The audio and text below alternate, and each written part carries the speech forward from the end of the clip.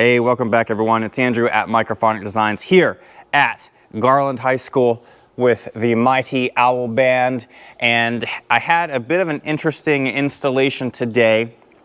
I got here I'd say about 10 a.m. and it's just now about 6 p.m. So it's been a full day, a full installation. And part of that, a big kind of chunk of the morning was spent figuring out what the plan was going to be and solidifying what all stuff they had.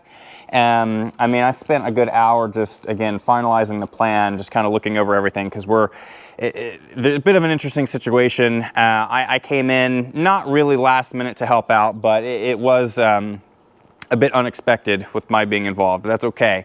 The good news is I am good friends with and have worked with the director of percussion, Darnell. We've worked together before at another school, and he's here in Garland now, and he's handling business, and I was excited to come work with him again. And I'm going to show you the layout here. Let me turn the flashlight off. So this is what we're working with this year. Darnell has 4 marimbas, 3 vibes, 2 synthesizers, which we'll take a closer look at, and we're expecting some kind of a quartet, a soloist stage maybe, a small ensemble stage. Normally on the diagrams, when I don't know where a soloist or small ensemble mic needs to go, I represent that with a cloud because it just hopefully tells it, hey, we could put it wherever. So I made sure that we had its own snake going out to that thing, and I'll kind of talk to you about some of the snakes today. In the board, we have, and please excuse the flickeriness, that's just some frame rate stuff going on with the refresh rate in the board. We've got 8 channels for marimbas, we've got 3 vibraphones, we've got our 2 synthesizer channels, although we may only be using just the synth 1 left and right, and I'll explain why here in just a bit.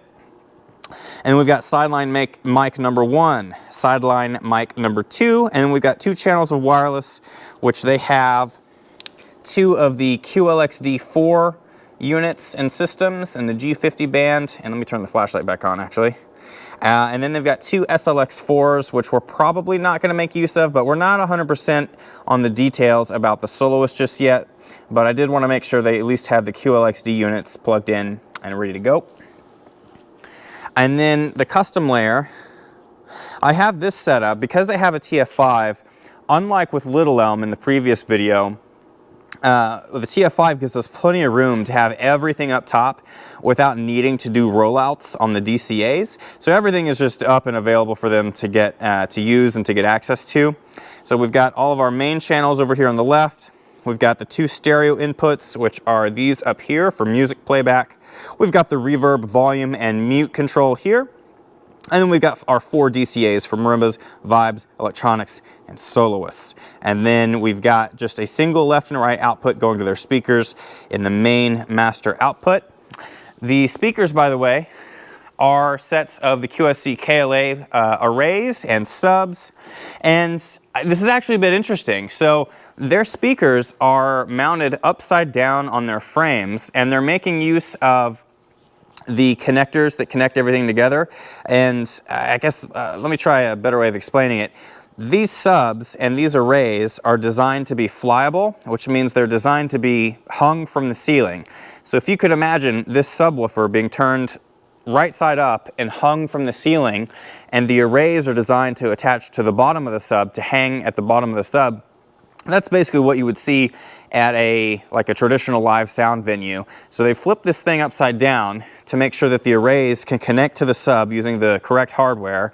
And then they're also doing this clever thing, thanks to the other audio consultant that they're also kind of still working with.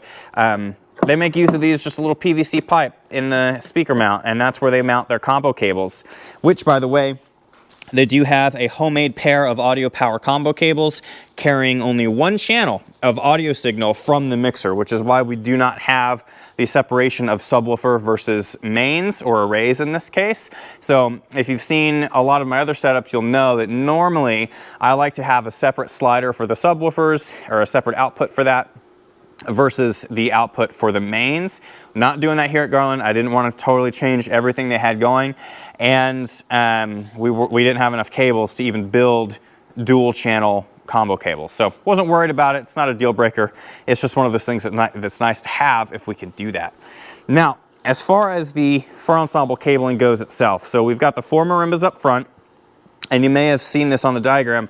This is a real standard case where we have the 2 mics on each outer keyboard. So marimbas 1 and 4. These 2 mics have cables coming in, and you'll see marimba 4 is yellow, and those cables just come in this way. Tried to keep it as clean as I could, and they connect here. Now the single stripe, double stripe system that I use may be new for the students here. They're gonna have to pay special attention to that. And then those cables continue on down the marimba 3 here, coming all the way in to the snake. We're using a D'Addario modular snake for their marimba line here. And again, the same exact thing, just the mirror opposite. The cables from marimba 1 come in this way.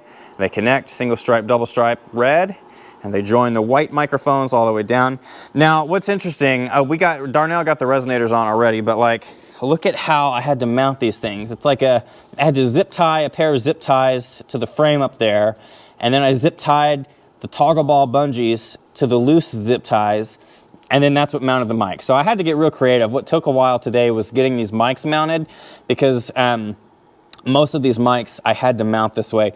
The only marimba that doesn't really do the bungee thing is this one, and we're using just some clamps and like a little gooseneck and then some shock mounts. They do have more shock mounts, but not more goosenecks, so that'll be an upgrade for later, which is just fine. The bungees work well. And then all 3 vibes are also using the bungee mic situation. Now for the back row, this is where it gets interesting. So a good friend of mine who is a full-time percussion director is also an audio consultant, like kind of on the side, and he passed Garland off to me in this regard because he was just like, you know, like their rehearsals aren't really going to line up, like they overlap with the ones I have to be at all the time, and I'm just not sure I'll be able to you know, give them my best essentially. So he had sort of a multi-year long-term plan for what equipment he wanted them to get, and so we're still kind of working with him on those plans, but I had to make use of these 4-channel analog over Ethernet snakes. So this here, if I could get it undone, sorry, I gotta get the right angle. This is an EtherCon cable, if you've never seen this before. So basically what we have is a network cable, like an internet cable, Ethernet, inside a lockable housing, like we have with microphone cables, so like an XLR connector. And this is what we call EtherCon. And basically what's going on here is that we have 4 channels of audio going through one of these cables. So for the back row vibes here, we've got vibes 2 and 3 coming together into this box, and then both of their channels go through this cable all the way up front to the mixer. And then the same thing is going to be going on back here for the synth stations and vibe 1, where we have one of these sort of junction boxes, and it carries all of those cables and signals all the way up to the mixer. Now, the synth situation here is sort of in transition.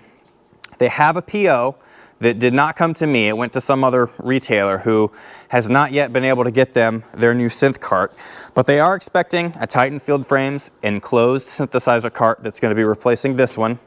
And that's going to be sort of the home to the laptop, the audio interface, the Juno DS. That's going to be sort of the hub of everything, including this 4-channel analog over Ethernet junction box.